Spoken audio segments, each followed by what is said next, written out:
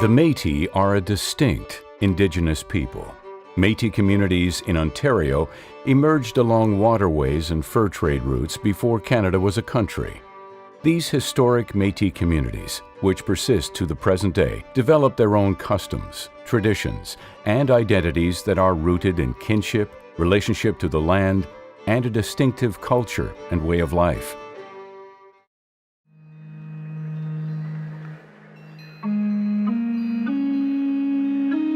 It's like the end of a period of hiding and the beginning of a whole new period of we're not going to bow our heads anymore. We're not going to walk around ashamed anymore.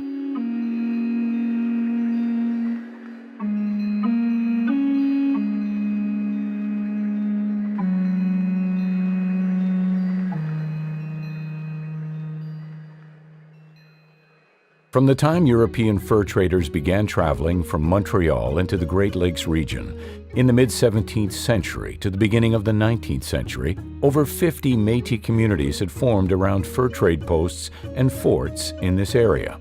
Sault Ste. Marie was one of the oldest Métis settlements, and certainly the most important.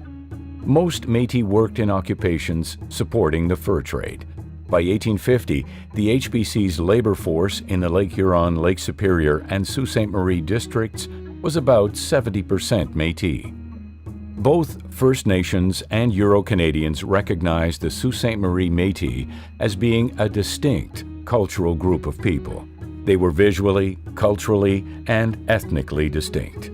Despite this, the Métis community at Sault Ste. Marie has endured a centuries-long battle against the dispossession of traditional Métis lands and to have their legal rights as a distinct Indigenous people respected. One example of this is the Powley case.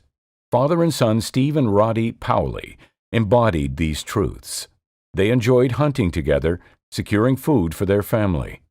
On October 22nd in 1993, my husband Steve Powley and my son Rod went out in the morning to go moose hunting like they usually do. They were out harvesting for the winter. Because he didn't have a government tag at the time, my husband took a piece of paper and wrote his name, the time the moose was shot, and he put his address and information, harvesting for the winter, and the M&R come and took the moose. They come back about a week later and then charged him with the hunting without a government license.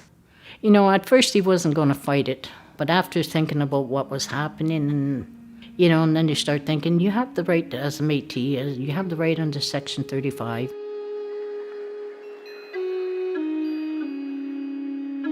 On September 19, 2003, almost 10 years after they tagged their fateful moose, the Powleys and the Métis Nation won. In a unanimous judgment, the Supreme Court of Canada determined that the Powleys, as members of the Sault Ste. Marie Métis community, could exercise a Métis right to hunt that is protected under Section 35 of the Constitution Act. That moment of realization, right, that what Steve did and what Roddy did and what the community did to support them and what the Métis Nation of Ontario did to support them was another one of those moments in time where our people had stood up for what was right, had stood up to defend what was rightfully ours, right? That's what happens in Mica Bay. Mica Bay is just over 100 kilometers north of Sault Ste. Marie. Between 1845 and 1850, the government of the province of Canada awarded land, approximately 3 kilometers by 8 kilometers, along the lakeshore in the upper Great Lakes, to several non-Indigenous groups. One of these sections of land included the Ojibwe and Métis settlement at Garden River. In 1849, it was the site of illegal copper mining that contravened the legislation that the British Crown had established. That legislation was meant to protect Indigenous communities and stated that no land was to be used until treaties were signed. A small group of Métis and First Nations set sail to confront this illegal mining. They wanted to send a message that without treaty, the province of Canada had no right or jurisdiction to issue mining permits, and that those who came to exploit the region's resources were trespassing on their land. In response, the government sent a military force of 100 soldiers to stop the perceived Indian uprising. Captain A.P. Paston Cooper, the officer leading the soldiers sent to Mica Bay to stop the lawless self-assertion of the Indians, later published his impressions of the mission. The pretext for this outrage, I must say I think it a sound one, was that the company had the liberty of squatting on the happy hunting grounds of the Chippewas without the necessary preliminary of paying for the privilege. Despite his apparent questioning of the government's reaction to send troops, Paston Cooper did indicate that the men were excited to go and return to their city covered with glory and scalps. Many of the Métis and First Nation leaders involved were arrested. However, they were released when Chief Justice John B. Robinson determined that the arrests were illegal. The casualty-free confrontation forced the white miners out of Mica Bay and forced the Governor-General to negotiate agreements with Indigenous communities along the shores of Lake Huron and Lake Superior. This shrewd act of resistance paved the way for the Robinson Treaty, which was signed less than a year later in 1850. There's a period from 1850 to about 1870 where even after the treaty was signed and even after the river lots, most of the river lots had been lost through a very similar type system to what happened in Manitoba. We were told that we would have the right to buy back our own land, but without the means or the resources to do so. These river lots were the long, narrow waterfront lots where the Métis settled in the early 1800s. They were documented by Alexander Vidal, a surveyor who traveled through Sault Ste. Marie in 1846 and produced the Vidal Survey. At that time, the Métis had almost exclusive occupancy of what is the present-day waterfront of Sault Ste. Marie. The Métis that lived together here in Sault Ste. Marie, we know the Métis farms were along the river, so the Métis families were close together. They stayed together. They participated. They danced together. They sang together. They partied together. They, had very close kinship and family relationship between those groups in the Sault Ste. Marie area here. But as settlers began to encroach on Sault Ste. Marie, issues were raised surrounding legal title to these lots.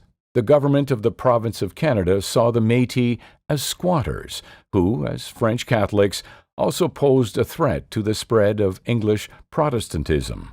The settlers wanted exclusive control over the land and resources. The Métis wanted to keep their lands that they called home.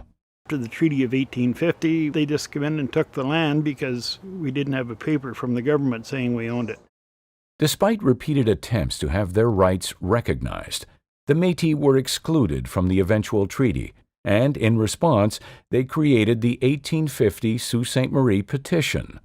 This document requested that, as people born on this land, who had cultivated and developed the lands, and who had fought with the British to protect them during the War of 1812, they should be permitted to keep their lands under the terms of the Robinson Treaties.